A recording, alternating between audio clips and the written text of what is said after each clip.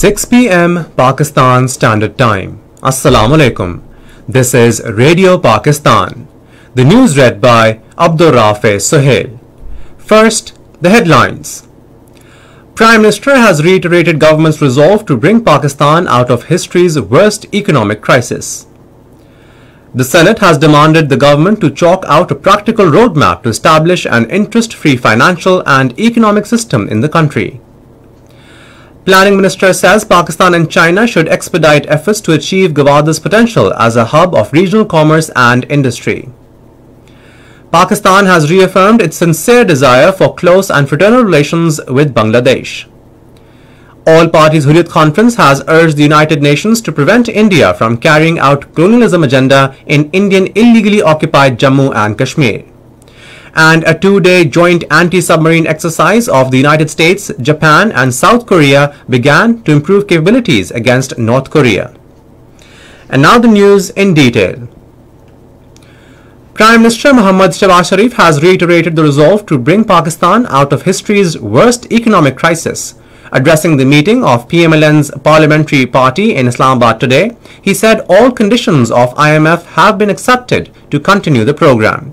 The Prime Minister said, "We are making efforts to seek help of global financial institutions to tackle economic woes that came after the obstruction of IMF deal by PTI chief Imran Khan." The Prime Minister said Imran Khan not only damaged country's economy but also affected our relations with friendly countries including China and USA. Shehbaz Sharif said, "We have started the biggest relief project of the history in Punjab that would benefit 100 million people. Under the program, poor people will get 3 bags of free flour." He said on the same pattern, programs will be launched in other provinces. Members of National Assembly Nurul Hassan Tanveer and Ali Wazir separately called on Prime Minister Mohammad Shehbaz Sharif in Islamabad today. They briefed the Prime Minister about ongoing development projects in their respective constituencies. They also discussed current political situation of the country. The Senate today unanimously passed a resolution demanding the government to chalk out a practical roadmap of eliminating riba and establishing an interest-free financial and economic system in the country. It said the government should enact laws for prohibiting individual and collective interest-based businesses in the country. Speaking on the resolution, Minister of State for Finance Aisha Ghaus Pasha said a task force has already been established to make financial system riba-free. In another resolution, the upper house of the parliament called upon the government to take steps for providing a gender-responsive approach to innovation and digital education. The National Assembly was informed that a national cleaner air policy has been formulated to address the growing issue of air pollution and recurring smog issues in major cities of the country. Responding to a question during the question hour in the House today, Minister for Climate Change Shahid Rahman apprised that main objective of the policy are formulating a framework for improving air quality, citizens' health, food security and reducing transboundary air pollution and expanding economic activity. President Dr. Arif Alvi says inadequate investment in human capital is an important issue that should be addressed by the institutional and political leadership. In a tweet today, the President stressed the role of institutions and politicians to get united and deliver. Minister for Planning and Development Ehsan Iqbal says CPEC early harvest projects have transformed Pakistan's economic landscape, besides laying foundation for economic development.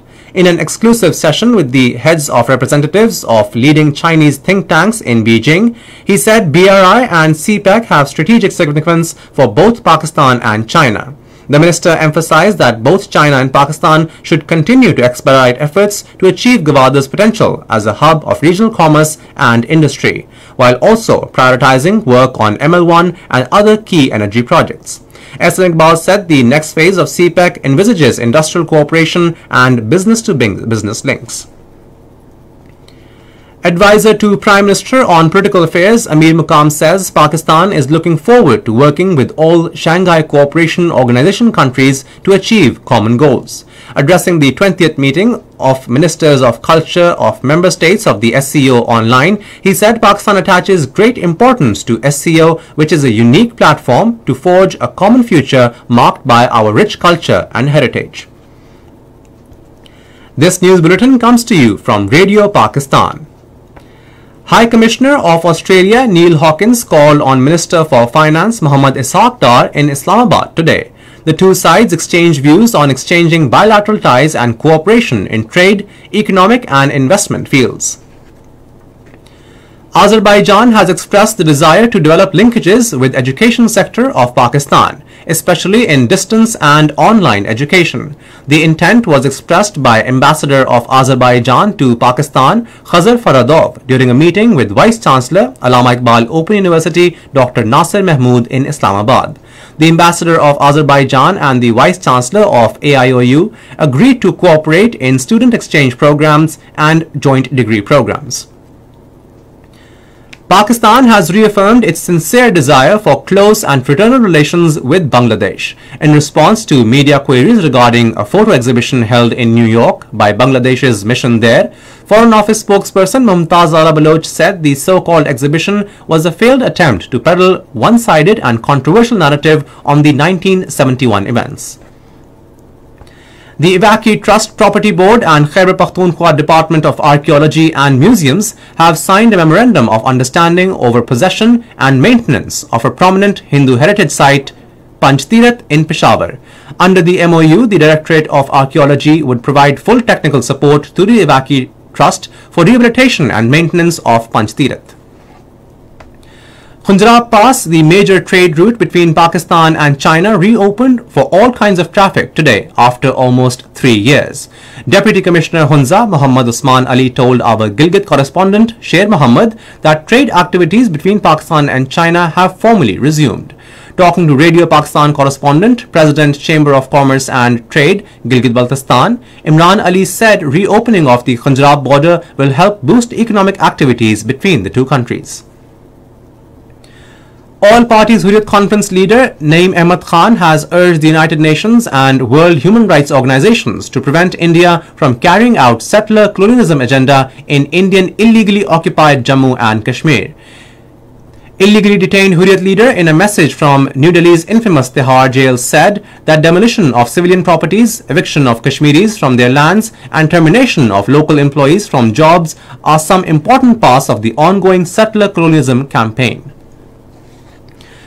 The joint anti-submarine exercises of South Korea, the United States and Japan began today to better counter North Korea's evolving nuclear and missile capabilities.